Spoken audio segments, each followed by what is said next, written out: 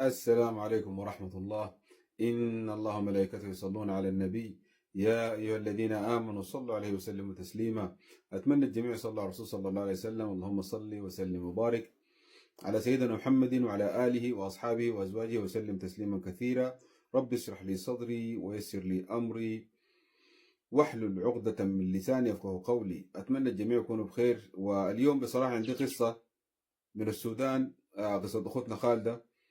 ربنا ان شاء الله يشفيها ويعافيها. اتمنى انه الناس كلها تدعو لاخوتنا خالده بالشفاء العاجل ان شاء الله، لانها مريضه من فتره. ومش لخالده بس، لاخواننا واخواتنا الجميع في جميع المسلمين في جميع انحاء الارض. ندعو لهم بالشفاء العاجل ان شاء الله. اللهم اشف جميع، اشف كل مسلم شفاء عاجلا لا يغادر سقما. واخوتنا خالده طبعا عندها قصه في حربها، في حربنا في السودان. سبحان الله، قصه بتاعت انه قربت لخطر شديد، قربت لخطر شديد كذا مرة، لكن ربنا سبحانه وتعالى نجاها بفضل الله سبحانه وتعالى. وهي مرأة ذاكرة لله سبحانه وتعالى، قارئة لسورة البقرة من سنين طويلة جدا، مستمرة مع سورة البقرة ومستمرة مع ذكر الله سبحانه وتعالى بكل أنواع الذكر. وما نزكي على الله ولا يزكي على الله أحد. فالقصة طويلة شوية، نسمع القصة مع بعض إن شاء الله ونتكلم فيها بإذن الله. السلام عليكم ورحمة الله وبركاته. أخوات المستغفرات، حقيقة جماعكم الكريم، تشرفت الحمد لله بانضمامي لهذا الجمع المميز. ربنا يجمعنا وإياكم في جنات الفردوس الأعلى إن شاء الله. أنا خالدة من السودان، أسكن امتياز ناصر. قصتي مع الحرب، نحن طبعا ساكنين امتياز ناصر. امتياز ناصر دي جنب المطار طوالي مباشرة، أمتار كده من المطار. الضربة الأولى دي أنا كنت في الشارع جاي من السوق، الحياة داير أعمل جهز لي فطور رمضان. يوم السبت كان 15 أبريل 23. لا شوف، جات واحدة من البنات العاملات ديل، أجري أجري أجري أجري، خشي بيتكم، خشي، الحرب جات. لقينا خشينا شوية، تعال شوف الرصاص والضرب والجناية. طبعا الغيادة قريبة لنا والمطار قريب لنا، أي ضربة هناك تكون في بيوتنا بيجاينا.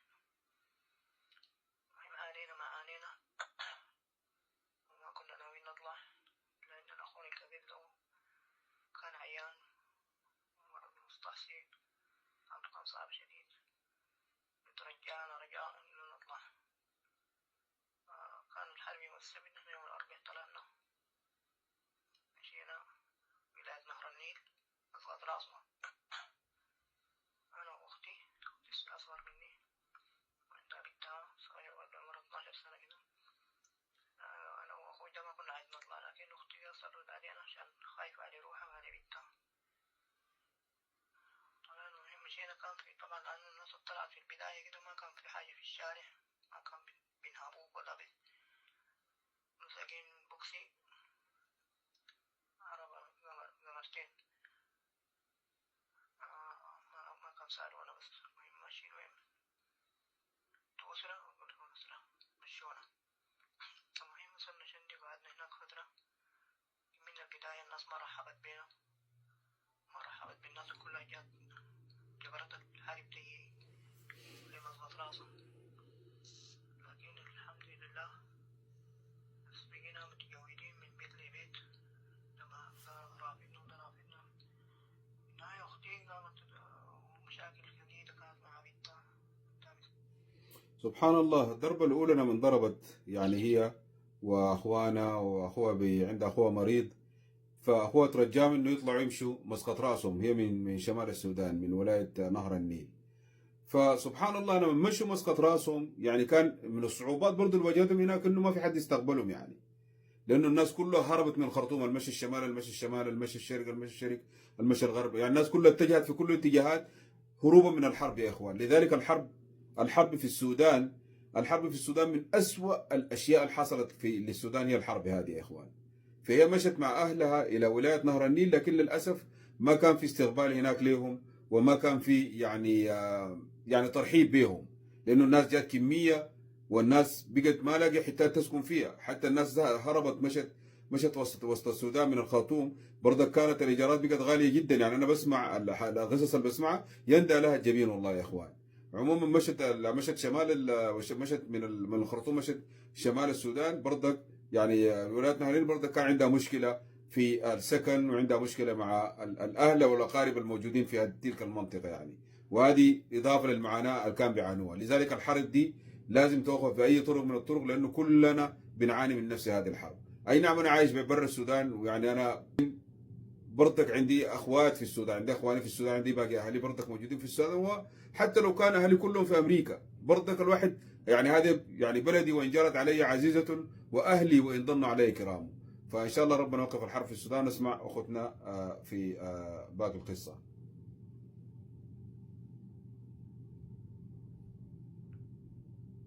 مسكينة وطول مسكينة شديد، ما عندها أخ ولا أخت.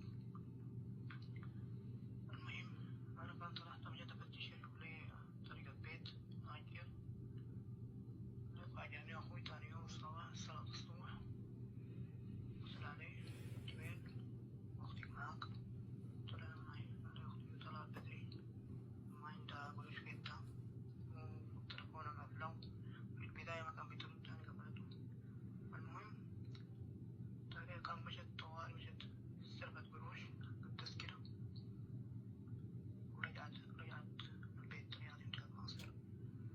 رغم إنه كان الوضع هناك صعب شديد، الارتكاز زي يوم بيتنا طوال مباشرة. المهم جازفت مشت طوالي، لما قال لي كده طوالي جيت راجع البيت، سبت الرجال. وأنا كان عندي ميلادي اليوم ذاك آخر يلعب في العناية بالعلاج. قلت له خلاص ما ممكن خلاه برا، يبدأ برا. تعرف الوضع هنا كيف، أنا همشي. قدر ما أصر علي أبغى نمشي مع بعض، بس أبيع البوكسي ده ونمشي مع بعض، لأنه البكاسي دي كانت مستهدفة البلد، المجموعة دي. المهم رفضت، طلعت ما ممكن أصل بطريقة فاخوتها لما ضاق بها الحال، لا اخوتها لما ضاق بها الحال في ولايه نهر النيل، اضطرت انها ترجع للخرطوم محل القتل ثاني يا اخوان، محل الحرب ثاني. وقوات الدعم السريع كان عندها ارتكاز قريب من جنب بيت هذه السيده. وسبحان الله يعني احنا كلنا نعرف القصص بتاعت النهب والقصص بتاعت القتل والقصص بتاعت الاغتصابات اللي حصلت، لكن هي اصرت انه ما تخلي اخوتها لوحدها، ونزحت يعني هربت تاني من ولايه، يعني هربت من حته امنه لمنطقه الحرب عشان اختها هناك. تخيلوا كيف يعني الناس تتقطع بها السبل، وكيف الناس بتتاذي. يعني القصه دي بصراحه يعني حزت في قلبي قصه اختنا خالده، ربنا ان شاء الله يشفيها ويسترها ويستر اهلها جميعا. نسمع انها رجعت تاني للخرطوم، ومعاناتها كيف انها رجعت للخرطوم في الضرب والقتل والاغتصاب وكل شيء، بس ربنا سبحانه وتعالى سلمها. وربنا يسلم جميع نساء السودان يا رب من هذه الحروب يعني. تستمر. المهم المشكلة ذاتها كانت في السفرة دي ذاتها. مش وصلني مواصلات، ما لقيت باص، لقيت ميني باص حافلة بلهجتنا نحن. ركبت الساعة 6 صباحا. طبعا لأن المسافة من شندي للخرطوم 3 ساعات بالطريقة البناية. لكن طبعا لأنه الشارع كانوا مسيطرين عليه، وكان بيمشوا بالتراب بحتات كده، حتات بعيدة شديد. المهم 12 ساعة حتى وصلت الحيوسي. والحياة دي في مواصلات فمن مدينة شندي إلى الخرطوم بتاخد 3 ساعات في الطريق الهاي واي، الطريق السريع. لكن نسبة للحرب واضطرت إنها هي ياخدوا طريق من الخلف عشان يجوا لغاية الخرطوم. من طريق بياخد 3 ساعات يا اخوان، غدته في 12 ساعة عشان تصل للخرطوم، تصل لاختها وما تسيب اختها لوحدها. تخيل المعاناة، حجم المعاناة اللي عانته هذه السيدة لغاية ما تصل لاختها. نسمع باقي المعاناة شنو حصل. بتمشي أهو شارع 60 دي بتوصلني قريب من البيت. أنا وصلت هناك قال لي المواصلات دي أساسا بتجيب الساعة 4 بتشتغل.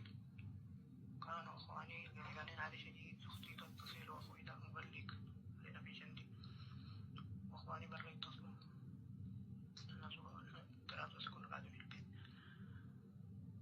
المهم وقفت في الشارع من المغرب، دقيت باب جنبي كده، قلت لهم يا إخوان أنا جاي من سفر، إنه بيت عندكم لحد الصباح. أبغى يفتحوا لي الباب ده، قالوا لي أمشي قبل ما أدخل دول. طبعا الناس كانت مزعورة ومتخوفة. تخوفه، لأنه في ناس صح من حقه يعني يعملوا كده، لأنه في ناس من المواطنين ذاته من الأحياء وقفوا مع الناس دي يدلون على البيت ده بيت فلان وده بيت فلان وده تبع فلان وده كده. عشان كده الناس من حقها إنها ترتعب وتركض تستقبل زول. ممكن تقف في الشارع من المغرب لحد صلاة العشاء في مسجد مسافة كده من هيك.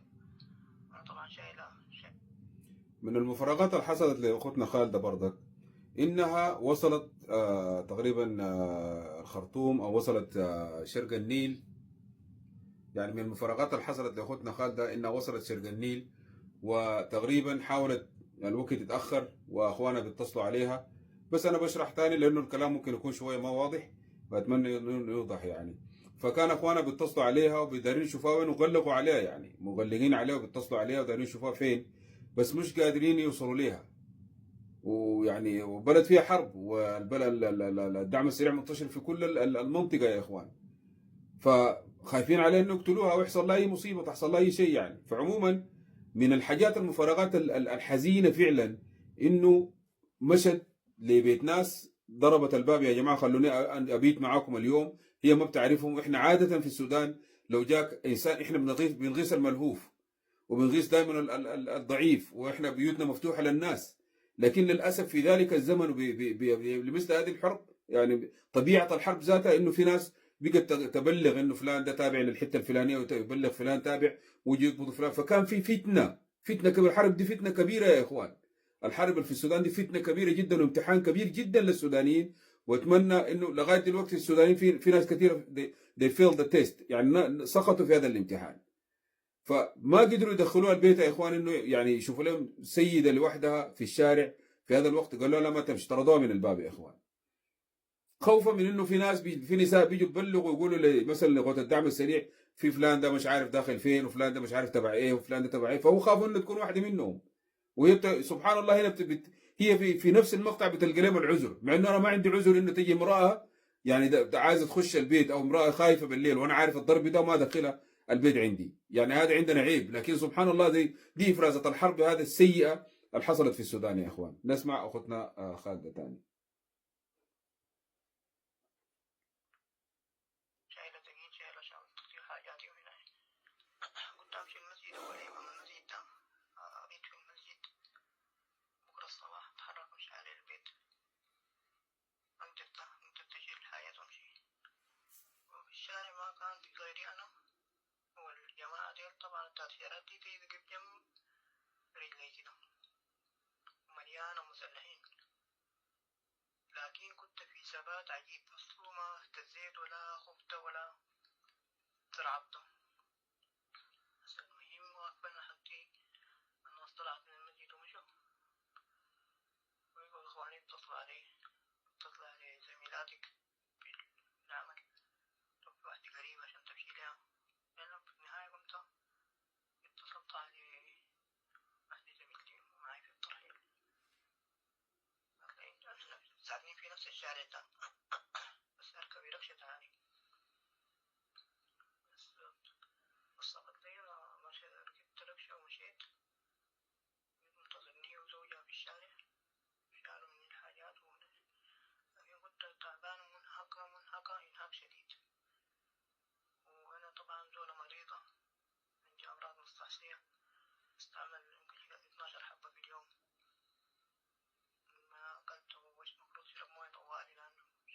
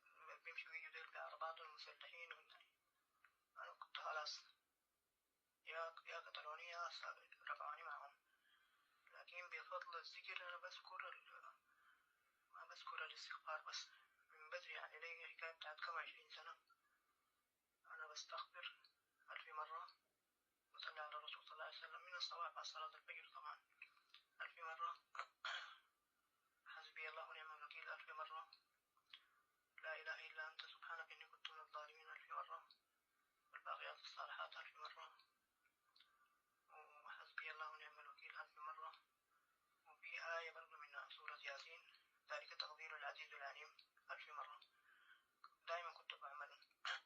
فما شاء الله أختنا خالدة يعني شيخة قديمة، يعني ما شاء الله عليها هي مذاكرة لله سبحانه وتعالى من 20 سنة، ما شاء الله. عندها حوقلة 1000 مرة، واستغفار 1000 مرة، والباقيات الصالحات 1000. يعني هي عندها ذكر من 20 سنة مواظبة عليه يا أخوان.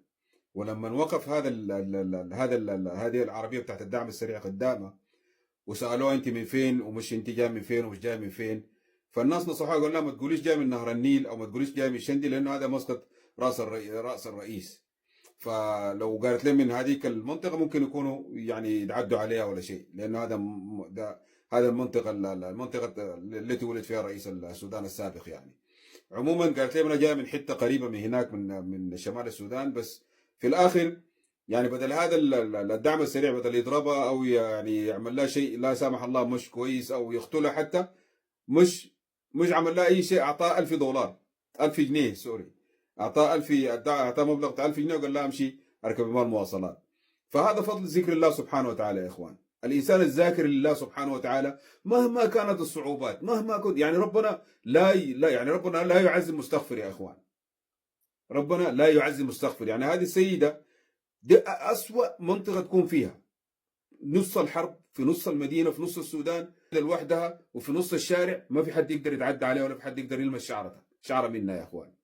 فهذا فضل ذكر الله سبحانه وتعالى. لذلك يعني الذكر بتاع الله سبحانه وتعالى ما اقدر اوصف انه كيف مهم في حياة المسلم، في حياة الناس. فالحمد لله بدل ما